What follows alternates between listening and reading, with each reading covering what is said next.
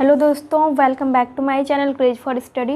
दोस्तों आज हम स्टार्ट कर रहे हैं क्लास 7 का साइंस। तो चलिए हम पहले ये देखते हैं कि इस बुक में टोटल कितने चैप्टर हैं।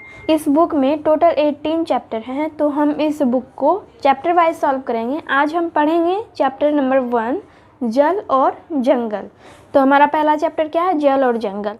तो हम इस चैप्टर का लाइन बाय लाइन नहीं पढ़ेंगे, हम इस चैप्टर में दिए गए कुछ मेन चीज़ों को ही देखेंगे। ठीक है, इस चैप्टर में जितने भी इम्पोर्टेंट चीज़ें और याद रखने वाली चीज़ें दी गई है उसको हम पढ़ेंगे। ठीक है, तो सबसे पहले तो आपको मैं दिखाती हूँ यहाँ पे जो दिया गया है। यहाँ पे स्मरणीय तथ्य इसको बोल सकते हैं, याद रखने योग्य बातें यहाँ पे दी गई है। तो चलिए पहले हम इसको पढ़ते हैं। जल के बिना जीवन संभव नहीं है। जल की 3 अवस्थाएं होती है, बर्फ, जल और वाष्प। जल चक्र द्वारा जल की आपूर्ति बनी रहती है, फिर भी उपयोग के लिए जल की कमी है। उद्योगों की तेजी से वृद्धि, बढ़ती जनसंख्या, सिंचाई की बढ़ती आवश्यकताएं और कुप्रबंधन जल की कमी के मुख्य कारण हैं। समय की मांग है कि हम सभी जल का उपयोग मितव्ययता से करें। वनों से हमें अनेक उत्पाद मिलते हैं। वनों में वनस्पतियों की विभिन्न परतें जंतुओं, पक्षियों और जीवों को भोजन तथा आश्रय प्रदान करते हैं। वनों के विभिन्न घटक एक दूसरे पर निर्भर हैं। वन में मृदा, जल, वायु और सजीवों के बीच परस्पर क्रिया होती रहती है। वन मृदा को अपरदन से बचाती है। मृदा वनों की वृद्धि करने और पुनर्जनन में सहायक होती है। तो चलिए पहले हम बात करते हैं जल के बारे में। विश्व में आज हर जगह जल की कमी महसूस हो रही है, इसलिए हमें जल को बचाने के लिए इसका उपयोग सही ढंग से करने की सलाह दी जाती है।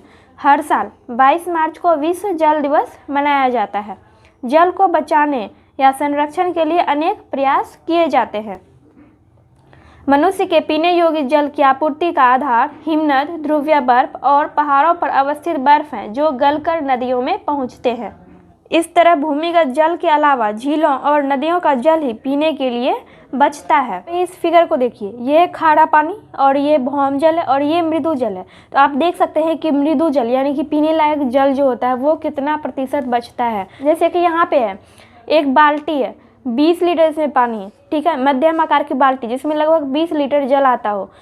बाल्टी में भरा जल पृथ्वी पर उपलब्ध कुल जल को प्रदर्शित करता है। ठीक है, मान लीजिए कि ये पृथ्वी पर का पूरा जल है। ठीक है, एक 5 ml क्षमता वाले चम्मच से 100 चम्मच जल मग जैसे छोटे पात्र में डालिए। यह पृथ्वी पर उपलब्ध मृदु जल को प्रदर्शित करता है। एक बाल्टी से हमने 1 मग जल निकाला, तो इतना ही प्रतिशत मृदु जल होता है।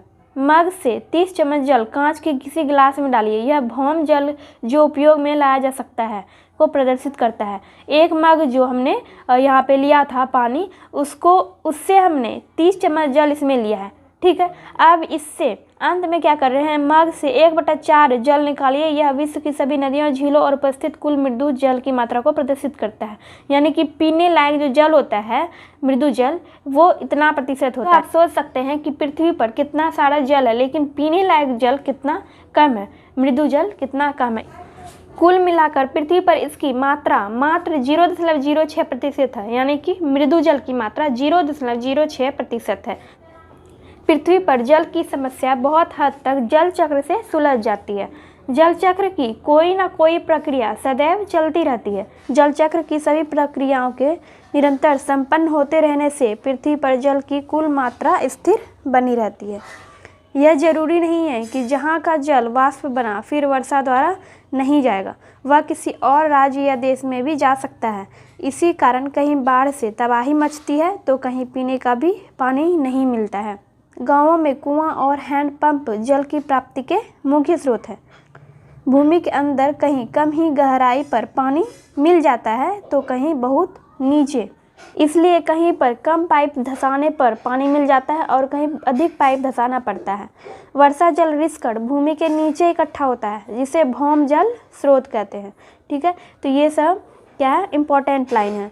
किसी प्रक्रम द्वारा जल को भूमि के नीचे पहुंचाने को भौम जल भर कहते हैं। भौम जल के अंधाधुंध निकासी से वह नीचे भागता जाता है, जिसे भौम जल का गिरना कहते हैं। जल भंडार के पुनः पूर्ति के लिए तालाब, पोखर, बावड़ी तथा नहर आदि बनाए जाते हैं। किसान चाहे तो अपने खेतों में सिंचाई के लिए बूंद सिंचाई विधि को अपनाकर जल की बचत कर सकते हैं। जल के बारे में हमारा लास्ट सेंटेंस है, स्प्रिंकलर विधि द्वारा सिंचाई से भी जल की बचत होती है। तो ये जो हमने पढ़ा वो जल के बारे में था। अब हम जंगल के बारे में पढ़ते हैं। पृथ्वी पर ऑक्सीजन की कमी को रोकने के लिए जंगलों का रहना आवश्यक है।